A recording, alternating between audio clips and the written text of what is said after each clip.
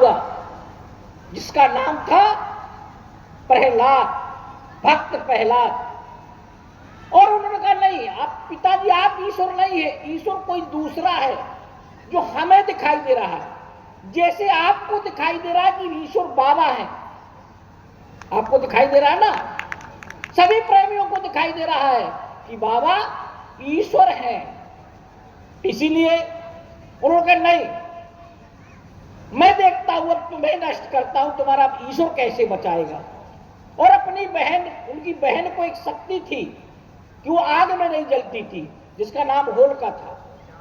उनको बैठाला, उस बच्चे को, अबोध बच्चे को लेकर के वो आग में बैठ गई। उन्हें पता था बच्चा जल जाएगा, मेरी बहन नहीं जलेगी, लेकिन बहन जल गई, वो बुराई जल गई और सच्चाई बनी रही, क्योंकि ईश्वर था, है, रहेगा। तो मैं समझता हूं ये मुझे अच्छा मौका मिला, इसलिए इस त्योहार पे मैं हृदय से आपका वंदन, अभिनंदन, स्वागत करता हूं। ये होली के पावन पर्व पर ईश्वर से कामना करता हूं सुख, शांति, समृद्धि, यश, वैभव सभी बाबा इनको प्राप्त कराए। आपके 3 दिन आपके दरबार में, आपके यहाँ अर्जी लगाई है, सभी लोगों ने आपसे विनती की है, प्रार्थना की है। केवल उरई के कल्याण के लिए प्रार्थना नहीं की, इस देश के कल्याण के लिए की है, दुनिया के कल्याण के लिए। और 2.5 अक्षर में अभी एक बहन बता रही थी 2.5 अक्षर के बारे में, प्रेम के, क्योंकि ये प्रेम, जहां प्रेम खत्म कर दोगे वहां सब कुछ खत्म हो जाएगा, क्योंकि यही 2.5 अक्षर में सब कुछ है। तो इसीलिए एक दूसरे से हम प्रेम करें, आज बुराई को नष्ट करें, अच्छाई को लेके चलें, कहीं चलें, जहां भी चलें, हमारे घर में, परिवार में, कभी हमारी बहनें भी बैठी है, हम अपने दुख से दुखी नहीं होते हैं, लेकिन दूसरों के सुख से जरूर दुख हो जाते हैं। तो हम पहले ये तय करें कि हम तभी सुखी रह सकते हैं जब दूसरों के सुख को ध्यान में रखें। अपने परिवार में भी बहुत लोग, अभी माताएं बहनें आई होंगी, अभी हमारी बहनें भी आई होंगी। मुझे भाषण नहीं देना चाहिए, मैं भाषण नहीं दे रहा हूं, लेकिन अब चूंकि अंतिम समय है, मेरा कर्तव्य है कि मैं प्रार्थना करूं आप लोगों से। तो कहीं कहीं मैंने देखा है, हमारी बूढ़ी माता अभी यहां बैठी हुई है, बाबा प्रेमी तो सब सेवा करते हैं, लेकिन अभी जो नई बेटियां हैं, नई हमारी लड़कियां हैं, बहनें हैं, उनके घरे 2 आदमी आ जाते हैं तो सर दर्द हो जाता है खाना बनाने में, चाय बनाने में।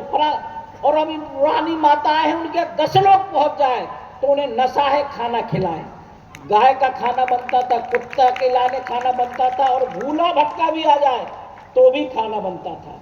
लेकिन अब तो यदि कोई गांव का आदमी 10 रोटी खाने वाला आ जाए, चाहे उसका पिता भाई क्यों ना हो, तो कहता है, वो कहती है अपने पति से या भाई से या कि क्यों ये कब जाएंगे, जा रहे कि नहीं जा रहे, 10 रोटी खाते हैं, हमारे बस का नहीं है।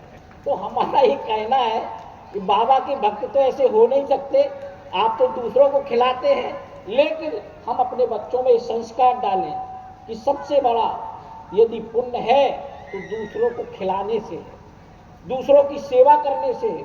बाबा को आप जरूर मानते हैं, लेकिन आज से प्रण जरूर करेंगे कि हमारे यहाँ कोई आए भूखा न जाने पाए। हम अपने घर में त्योहार मनाएं तो पड़ोसी के घर देख लें कि वो मना रहा कि नहीं मना रहा। हम अच्छे कपड़े पहने, साल में 3 जोड़ी 4 जोड़ी चाहे ना पहने, 2 में काम चला लें, एक पड़ोसी को भी दे आए। सर्दी आप देख रहे हैं कि हम ठुठर रहे हैं, हमारे पास 4-4 रजाई गद्दे हैं, पड़ोसी के पास एक भी नहीं है, उसको भी दिलाने का काम करें। हम थोड़ा थोड़ा यदि हम ये तय कर लेंगे कि लोगों की सेवा करना है, तो निश्चित तौर पर बाबा कृपा बरसाएगा, सब पर कृपा बरसाएगा। हम पे भी बरसा रहा बाबा, सब पे बरसाएगा। इसलिए हमें थोड़ा थोड़ा मानना पड़ेगा, बाबा के किए हुए कार्यों पर हमें आगे ले जाएंगे। बाबा ने जो बोला है, जो किया है, उनको लेके आगे चले।